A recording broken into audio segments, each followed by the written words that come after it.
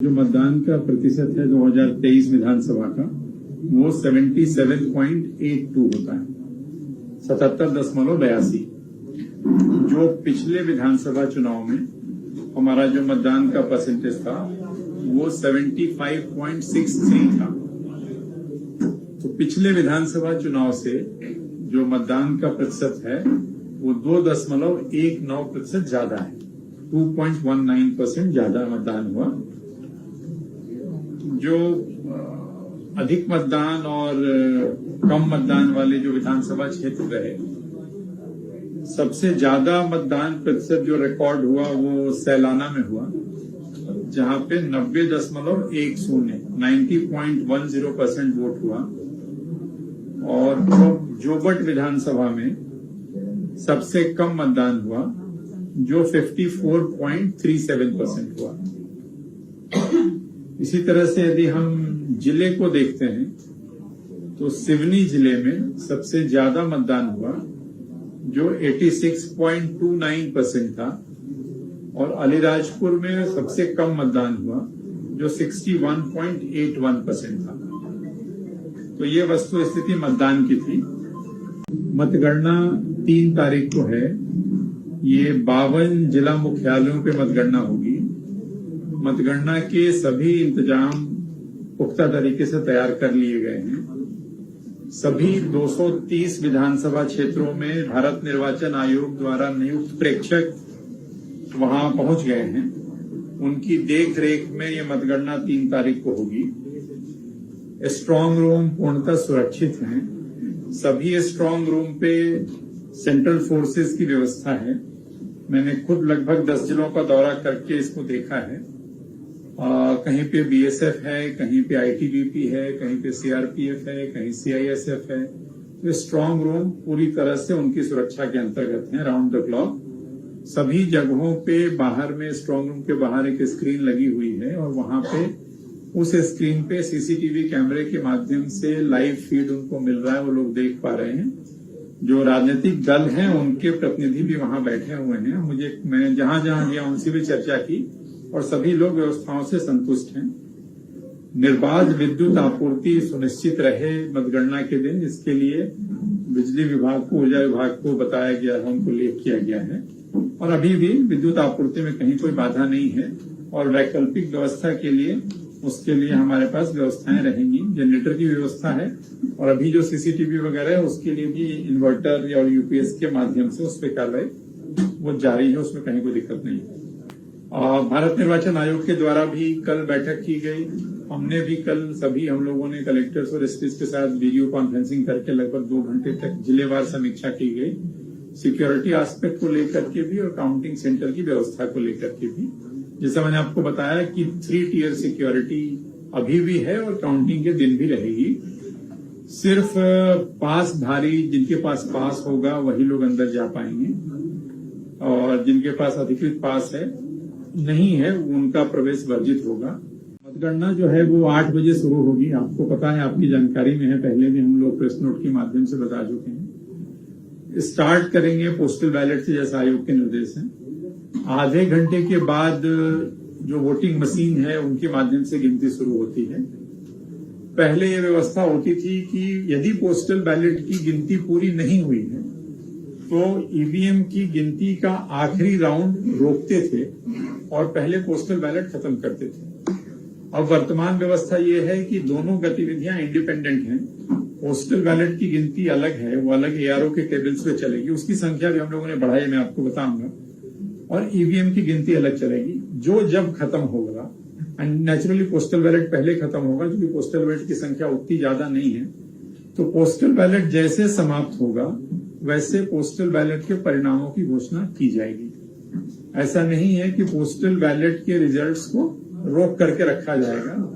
जैसे किसी विधानसभा क्षेत्र के पोस्टल बैलेट की गिनती समाप्त होती है, आरओ द्वारा उसकी घोषणा की जाएगी।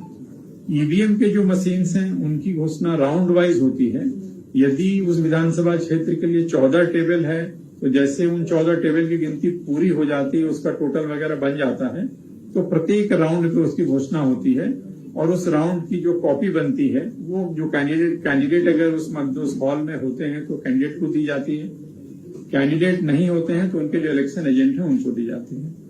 इसी तरह से जो टेबल्स हैं, जिस टेबल पे ईवीएम मशीन की गिनती हो रही है, उस टेबल के लिए जो कैंडिडेट के एजेंट होते हैं, तो हर मशीन की गिनती के बाद उस मशीन में किस कैंडिडेट को कितने वोट मिले हैं वो भी एजेंटों को दिया जाएगा। उसकी फोटोकॉपी कराएंगे और एजेंट्स को दी जाएगी कि किसी मशीन में ए कैंडिडेट को कितना मिला, बी को कितना मिला, सी को कितना मिला।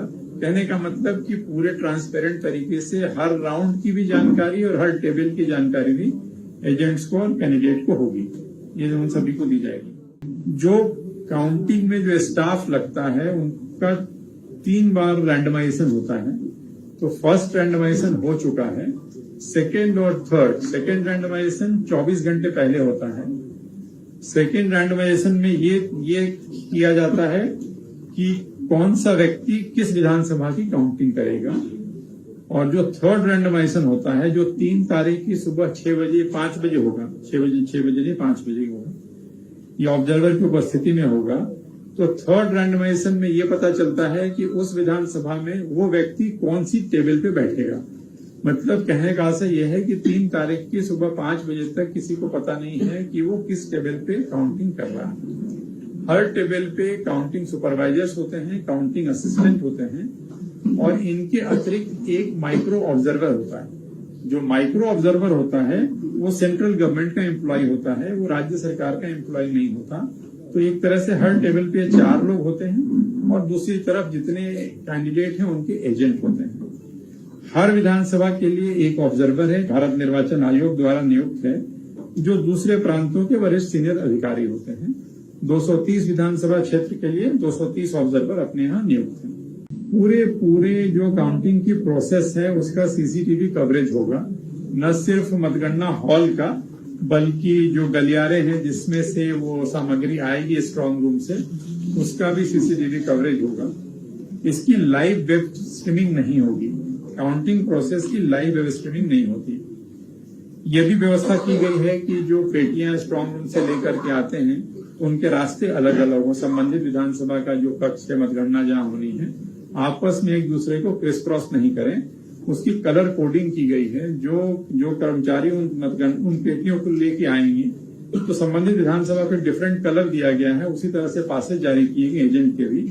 तो काउंटिंग एजेंट्स को भी एक विधानसभा का काउंटिंग एजेंट को दूसरे में जाने की अनुमति नहीं होगी। ऑब्जर्वर जो मतगणना कक्ष है उसमें मोबाइल पूर्णतः प्रतिबंधित होगा। उसमें सिर्फ जो अपवाद है वो ऑब्जर्वर हैं जो भारत निर्वाचन आयोग द्वारा नियुक्त हैं, उनके पास मोबाइल होगा। और जो आरओ एआरओ जो ईटीपीवीएस होता है, जो सर्विस वोटर के जो आते हैं, उसके बारकोड को स्कैन करना पड़ता है, उसकी स्कैनिंग के लिए ओटीपी आती है। तो उस ओटीपी को देखने के लिए, यूज करने के लिए आरओ एआरओ और काउंटिंग सुपरवाइजर को सिर्फ उतने पर्पस के लिए मोबाइल के उपयोग की अनुमति होगी। उसके बाद एक बार हो जाएगा तो ऑफ कर देंगे वो।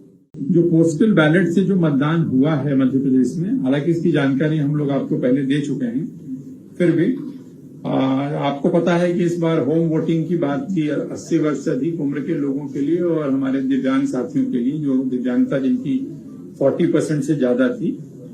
तो इस श्रेणी में 80 वर्ष से अधिक के लोग जिन्होंने घर से वोटिंग की सुविधा का लाभ लिया, उनकी संख्या 51,259 है।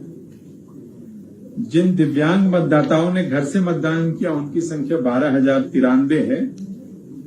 जो सेवाएं अति आवश्यक सेवाएं घोषित हुई थी, जिसमें फायर था, मेडिकल था और इस तरह की 1-2 और सेवाएं थी, उनके 1113 लोगों ने होम वोटिंग का लाभ लिया। जो गवर्नमेंट के कर्मचारी थे जिन्होंने पोस्टल बैलेट के माध्यम से मतदान किया, उनकी संख्या 3,04,623 है। और जिन लोगों ने अगेन गवर्नमेंट कर्मचारी लेकिन जिन्होंने ईडीसी के थ्रू मतदान किया, उनकी संख्या 21,197। इस तरह लगभग 3,25,000 से ज्यादा गवर्नमेंट एम्प्लॉइज ने पोस्टल बैलेट के माध्यम से मतदान किया। जो हमारे 230 विधानसभा क्षेत्र हैं, इनके लिए जो टेबल में बता रहा था, जो टेबल की संख्या बढ़ाई गई है, तो यदि आप 230 को 14 पे देखते हैं तो उससे काफी ज्यादा टेबल लगाए गए हैं। टेबल्स की कुल संख्या जो इस मतगणना के दौरान पूरे राज्य में होंगे, जिनका उपयोग होगा, वो है 4369 पोस्टल की जो गणना होगी उसकी जो संख्या है वो 692 तो यदि आप 4369 टेबल के आधार पे एवरेज राउंड कैलकुलेट करते हैं तो हमारे मतदान केंद्र है 64,626। तो 64,626 को यदि आप 4369 से डिवाइड करते हैं तो एवरेज राउंड हमारे 14.70 मतलब 15 राउंड एवरेज होता है जो राउंड होंगे। उसी तरह से पोस्टल बैलेट जो हमें प्राप्त हुए हैं 3,25,000 के आसपास, उनमें अगर आप बाकियों को जोड़ देंगे तो 380 के आसपास हो जाते हैं, वरिष्ठ वाले और दिव्यांग वाले, उनको भी 692 टेबल लगाई गई है। तो जो आयोग के निर्देश है 500 तो 500 से कम में ही, एक टेबल पे लगभग 500 से कम ही मतपत्रों की गिनती होगी। तो आयोग के निर्देशों का इसमें भी पालन किया गया है। मतगणना का परिणाम के लिए एक तो जो हम लोग जो हमारी वेबसाइट है उस पे परिणाम आपको प्राप्त होंगे। एक results.eci.gov.in है, हम उसका विज्ञापन भी तैयार कर लिया, हम लोगों ने भी दे देंगे, जो भी आ जाएगा या हम ग्रुप पे डाल देंगे। तो जो वेबसाइट्स हैं, जो वोटर हेल्पलाइन ऐप है, उसके माध्यम से हमें चीजें प्राप्त होती रहेंगी। क्योंकि मतगणना के परिणाम की एंट्री जो होगी वो आरओ के द्वारा की जाएगी। जो आरओ वहां पे मतगणना हॉल में है, हर मतगणना हॉल से सीधे वो एंट्री करेंगे उसमें, जो हम लोगों को अपनी वेबसाइट पे हम उसको फेच करेंगे और वेबसाइट के माध्यम से हम आपसे शेयर करेंगे। और डिफरेंट जो चैनल्स हैं, आप सभी का सहयोग मिलेगा, आपके माध्यम से लोगों को पता चलेगा। जिले में कई जगहों पे उन्होंने स्क्रीन की व्यवस्था की है। हम लोग अपने यहाँ भी कुछ स्थानों पे प्लेटफॉर्म है या अपना दफ्तर है और भी जो इम्पोर्टेंट जगह है वहाँ वॉल के माध्यम से, स्क्रीन के माध्यम से डिस्प्ले कर सकते हैं, करेंगे। आज की तारीख में सबसे जल्दी वो टीवी पे सबसे पहले दिख जाता है तो लोग वहीं देख लेते हैं, मोबाइल में देख लेते हैं। इस पे भी ध्यान रखा गया है कि मतगणना के परिणाम के उपरांत कई बार वो विजय जुलूस और कई तरह के प्रोसेसेस निकलते हैं। तो इसके बारे में भी कलेक्टर्स वगैरह ने बैठक करके कि उसके रूट्स वगैरह का भी ध्यान रखा जाए और अनावश्यक कोई विवाद की स्थिति न हो, क्योंकि आचार संहिता अभी भी प्रभावशील है। तो इसके बारे में ये भी एक मुद्दा दिमाग में रखा गया है और इस पे भी चर्चा पॉलिटिकल पार्टी से की गई है। काउंटिंग की पूरी जो प्रक्रिया है वो कलेक्टर्स ने पॉलिटिकल पार्टी के लोगों को, कैंडिडेट को, उनके एजेंट्स को पहले से ब्रीफ कर दिया है जिला मुख्यालय पे कि किस तरह से क्या कार्रवाई होगी, क्या परमिसिबल है, क्या नहीं है। तो उनको ब्रीफिंग दे दी गई है ताकि सब कुछ सुचारू रूप से और निर्विघ्न रूप से संपन्न हो सके।